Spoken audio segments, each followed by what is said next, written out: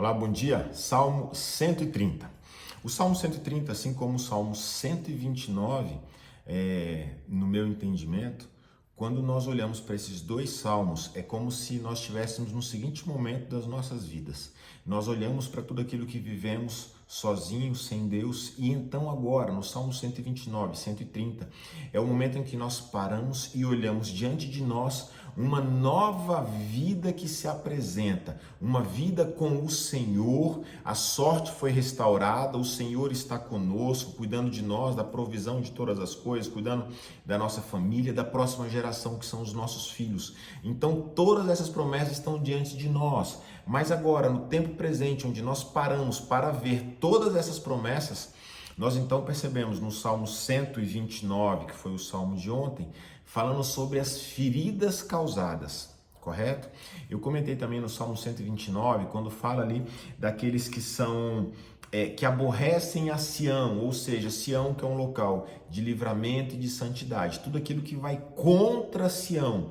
Então o Salmo 129 é como se buscamos numa interpretação mostrar que aquilo que vai contra Sião na questão dessa santidade ou dessa inocência, por isso que o Salmo 129 fala de uma época de mocidade, e hoje no 130 é esse outro lado do Salmo de Sião, quando fala sobre livramento, ou seja, no Salmo de hoje, que o Salmo é o 130, é como se o salmista estivesse preso em alguma coisa.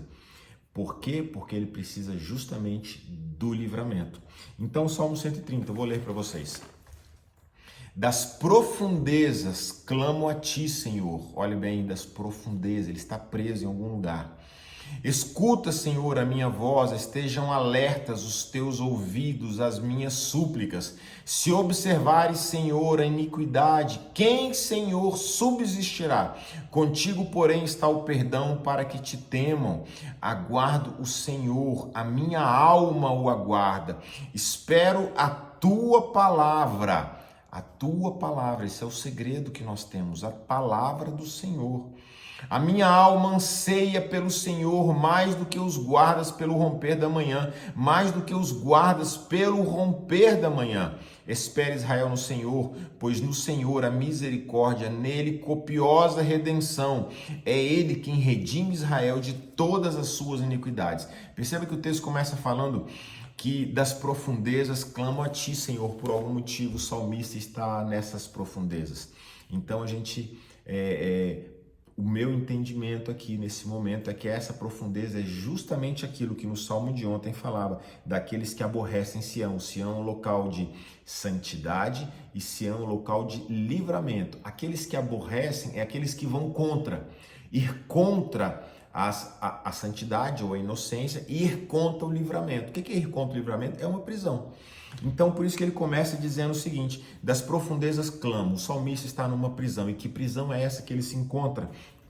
Escuta, Senhor, a minha voz, estejam atentos os teus ouvidos à minha súplica. Se observares, Senhor, as iniquidades, quem, Senhor, subsistirá? Olha o que ele diz: se o Senhor observar as iniquidades, os erros, as faltas, quem subsistirá? Significa que o salmista, nesse ponto, ele olha para aquilo que fizeram com ele, mas ele também olha para os próprios erros e falhas. Ele está dizendo: quem subsistirá? Ou seja, ele mesmo está aqui. Senhor, erraram comigo, é verdade, mas eu também errei. O que é isso? Isso é reconhecimento das próprias faltas, é reconhecimento da própria condição humana, é entender que no fundo, todos nós carecemos da mesma graça de Deus. Todos nós precisamos de Deus. Aquele que me feriu precisa que ele resolva a vida dele com Deus.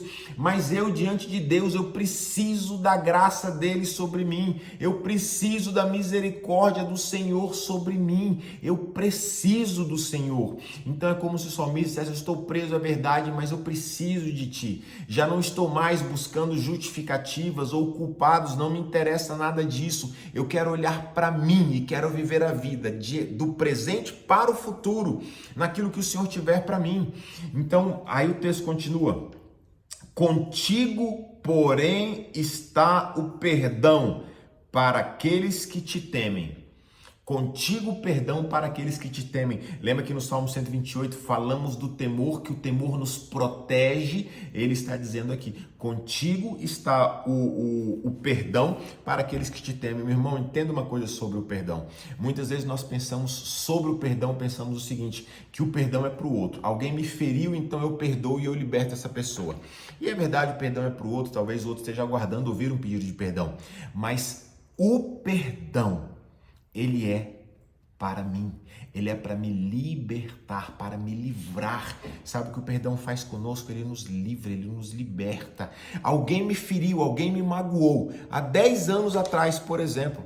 Então aquela pessoa praticou um ato há 10 anos atrás e agora me feriu, magoou e foi viver a vida. Passou 10 anos para aquela pessoa. Agora aquele que foi ferido está preso há 10 anos atrás. Continua no dia de hoje, vivendo como naquele dia em que foi preso 10 anos atrás.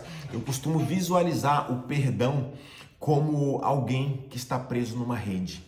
Alguém está preso numa rede de pesca. Lembra que certa vez Pedro chega para Jesus e Jesus pergunta até quantas vezes deve perdoar. Pedro pergunta até quantas vezes deve perdoar, se até 7 vezes. E Jesus responde, não te digo até 7, mas até 70 vezes 7. Tem toda uma explicação nesse sentido, mas eu entendo que o que Jesus estava querendo dizer era justamente isso. E eu vou fazer uma ilustração para vocês. É como se, imagine uma pessoa que está presa numa rede, numa imensa rede, como se fosse uma rede de pescador. E por que ela ficou presa? Porque alguém praticou um ato que a feriu. Essa feriu é a rede que é lançada sobre. A pessoa está presa. Quanto mais a pessoa se debate para se soltar, mais presa ela fica. Quanto mais ela tenta se movimentar para tentar talvez se vingar ou dar o troco, ou dar mais presa a pessoa fica. Ela está presa. Quem praticou o ato que feriu, seguiu a vida. Seguiu a vida e está muito bem, agora a pessoa que está presa. Então é como se Jesus viesse caminhando para essa pessoa presa nessa rede. O que ela precisa de perdão. Só que Jesus vem e não remove a rede. A pessoa está presa na rede. O que Jesus faz? Ele pega uma tesoura e bota na sua mão aqui na rede. E você que está preso na rede, agora tem uma tesoura nas mãos. Essa tesoura é o perdão. O perdão que você lança sobre a vida do outro liberta você para viver a vida e viver as promessas que o Senhor tem para você. Então o perdão vem como essa tesoura que o Senhor coloca nas nossas mãos. E agora cabe a cada um de nós pegar essa tesoura e romper essa rede e viver a liberdade que o Senhor tem para cada um de nós. Por isso a Bíblia vai dizer que se Cristo vos libertar, verdadeiramente sereis livres. Porque somente Ele é capaz de me libertar. Inclusive, somente nele eu encontro verdadeiramente o perdão que me liberta. Definitivamente eu posso voltar a viver a vida. Sabe por que Ele faz isso? Porque muitos de nós estão presos no passado. Mas ao longo do tempo, tem uma família, tem filhos que estão crescendo sem um pai, porque o pai está preso lá atrás. Estão crescendo sem uma mãe, por quê? Porque a mãe está presa lá atrás. As nossas famílias precisam de nós, vivendo no tempo presente.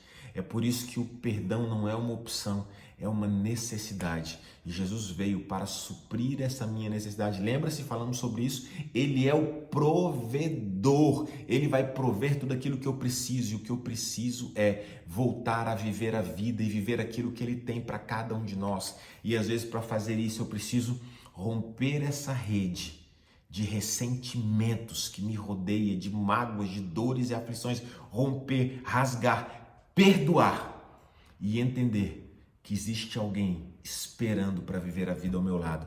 A minha família são os meus filhos. E o texto vai continuar e vai dizer o seguinte, aguardo o Senhor, a minha alma o aguarda. Perceba, olha a profundidade, a minha alma o aguarda. Eu espero na tua palavra. A alma está aguardando e a alma só se sacia pela palavra. Por isso que a alma aguarda e ele espera pela palavra, porque a palavra é aquilo que alimenta a alma. A Bíblia vai dizer que a palavra é aquilo que nos lava. Não lava o meu corpo, ela lava a minha alma de quê? De todas as marcas, de todas as dores, de todas as manchas manchas, ela vai lavar. É a palavra que vai curar as nossas almas. O texto continua: minha alma anseia pelo Senhor mais do que os guardas pelo romper da manhã. Imagina a figura, um guarda guardando a noite inteira sem saber o que vai acontecer ao longo daquela noite, preocupado e aflito com todos os perigos que podem envolver a noite e a madrugada. Então, quando o dia começa os primeiros raios de sol aparecer lá no horizonte, isso traz esperança. Isso traz a certeza de que ele venceu mais uma noite, mais um período de trevas. Assim é o Senhor, ele quer deixar claro para nós que nós vamos vencer períodos de trevas que nós enfrentamos nas nossas vidas. O sol da justiça vai brilhar e a partir de agora nós vamos começar um novo dia no Senhor, é um novo tempo no Senhor, é uma nova vida que o Senhor tem para cada um de nós. E perceba o que vai dizer aqui no verso 7, espere Israel no Senhor, pois no Senhor, a misericórdia, nele copiosa redenção.